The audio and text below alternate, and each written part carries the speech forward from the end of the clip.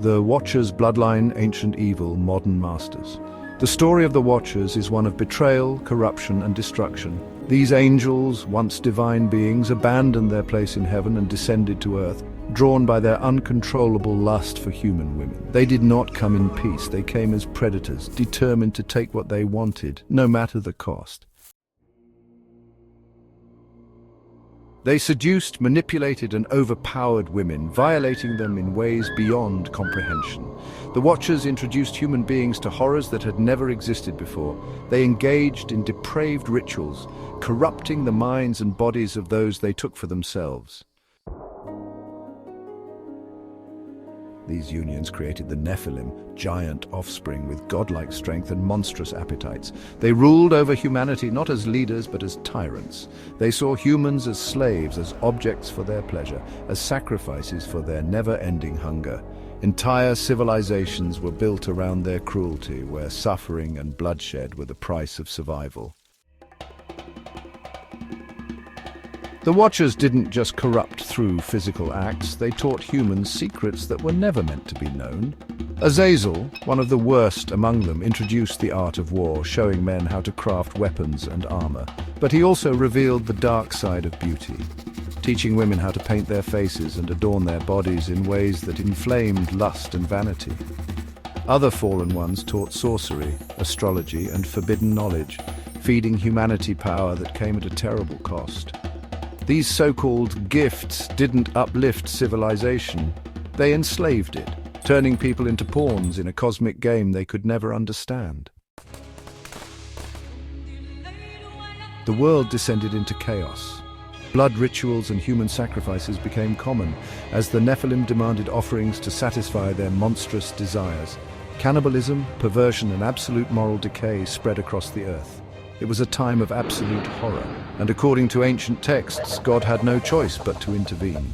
The great flood was sent to wash away the filth and rid the world of these abominations.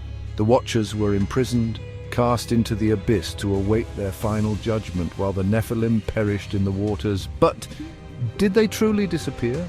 Or did some of their bloodlines survive?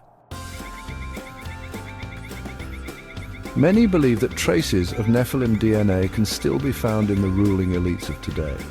Biblical stories speak of giants even after the flood, and some researchers argue that powerful families, those who dominate politics, finance, and media, could be the modern descendants of these ancient beings.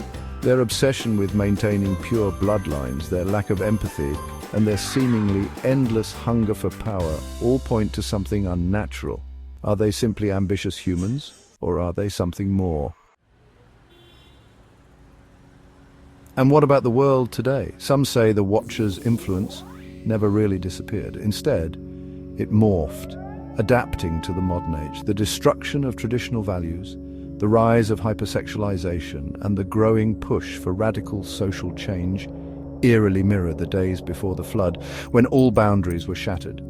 Could the push for extreme liberalism, gender fluidity, and transhumanism be the modern echo of the Watchers' original corruption? The rapid advancements in AI, genetic modification, and secretive technological developments raise questions.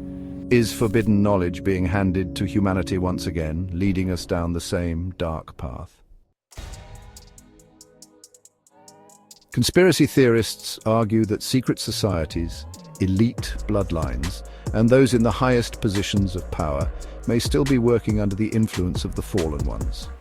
They whisper that behind the closed doors of Hollywood, government institutions, and financial empires, the same depraved rituals continue, hidden in plain sight.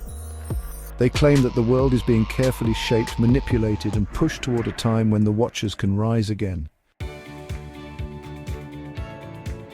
The story of the Watchers may be ancient, but its warnings still echo today. If history repeats itself, then humanity may be heading toward another great reckoning.